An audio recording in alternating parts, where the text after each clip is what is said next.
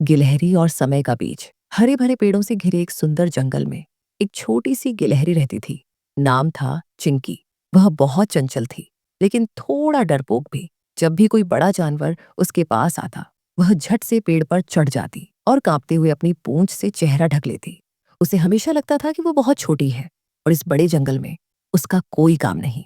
हर दिन वह पेड़ों के बीच उछलती कूदती, बीज और फल इकट्ठा करती, पर उसके मन में हमेशा एक ही बात घूमती रहती। काश मैं कुछ बड़ा कर पाती, काश मैं समय को पीछे ले जाकर अपनी गलतियां सुधार पाती। एक दिन बारिश के बाद जंगल की जमीन चमक रही थी। चिंकी अपने बिल के पास बीज ढूंढ रही थी कि तभी उसकी नजर एक चमकते हुए बीज पर पड़ी।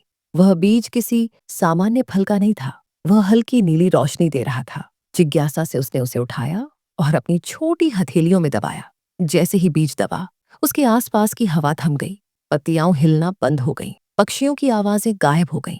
फिर एक पल में सब कुछ 3 मिनट पीछे चला गया। चिंकी ने देखा कि जो फल उसने कुछ देर पहले गिरते देखा था, वह फिर से शाख पर लटक गया था। वह दंग रह गई। क्या क्या मैंने समय को पीछे कर दिया? उसने खुद से पूछा।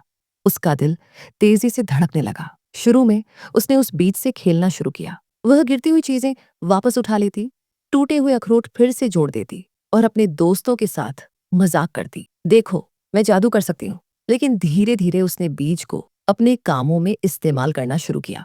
जब भी वह कोई गलती करती, वह बीज दबाकर समय पीछे कर देती। उसे अब कभी डर नहीं लगता था, क्योंकि उसे पता था अगर कुछ गलत हुआ तो वह समय वापस घुमा लेगी। पर एक दिन कुछ ऐसा हुआ जिसने उसकी दुनिया हिला दी। जंगल में तेज हवा चल रही थी। एक छोटा तोता, चिंकी का दोस्त मीको, पेड़ की शाख से गिर गया। चिंकी ने उसे गिरते देखा और झट से नीचे भागी, पर तब तक देर हो चुकी थी। मीको जमीन पर पड़ा था, घायल। चिंकी रोने लगी। मीको, मैं अभी ठीक करती हूँ। उसने जल्दी से समय का बीज दबाया। दुनिया थम गई। वह पल 2 मिनट पीछे लौट आया, जब मीको अब भी शाख पर था। इस बार चिंकी दौड़कर उसे पकड़ने पहुंची, लेकिन फिर भी वह उसका हाथ फिसल गया। उसने फिर बीज दबाया और फिर हर बार वही हुआ।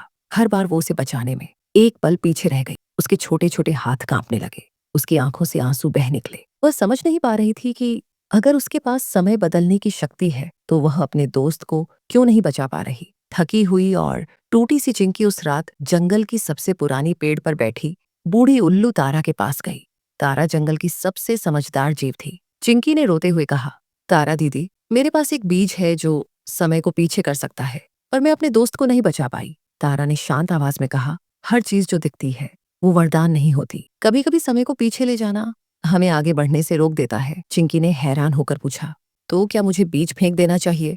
तारा ने मुस्कुराते हुए कहा, बीज मत फेंको, लेकिन ये समझो, बीता समय नहीं बदलता, पर आने वाला समय तुम्हारे हाथ में है। तुम अपने दोस्त की याद को जिंदा रख सकती हो, अपने कर्मों से, अपने भरोसे से। उस रात चिंकी बहुत देर तक सोचती रही। सुबह जब सूरज की पहली किरण पत्तों पर पड़ी, उसने बीज को अपने नन्हे हाथों में लिया और कहा, अब मैं इसे गलती सुधारने के लिए नहीं, बल्कि सही काम करने की ताकत के लिए रखूंगी।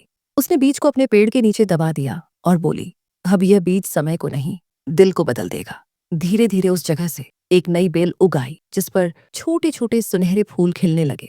जंगल के हर जीव ने देखा, जहां वह बीज दबाया गया था, वहां एक जगमगाती रोशनी फैल गई। कहते हैं, जो भी उस बेल के पास जाता, उसके दिल में हिम्मत और सुकून दोनों भर जाते। चिंकी अब डरपोक नहीं रही। वह सबसे पहले गिरा हुआ फल उठाती, सबसे पहले घायल पक्षी की मदद करती। कुछ समय बाद जब छोटे जानवरों ने चिंकी से पूछा, तुम हमेशा इतनी निडर और खुश कैसे रहती हो? वह मुस्कुराकर बोली, क्योंकि मैंने सीखा है, समय को पीछे नहीं ले जाया जा सकता, पर सही काम करने के लिए अभी ही सबसे सही समय है। हवा में उस चमकते बीज की हल्की सी महक अब भी थी, जैसे वो याद दिला रहा हो। कभी कभी हम चाहते हैं कि वक्त पीछे चला जाए ताकि हम अपनी गलतियां सुधार सकें, पर असली जादू बीते वक्त को बदलने में नहीं, बल्कि आने वाले वक्त को बेहतर बनाने में है।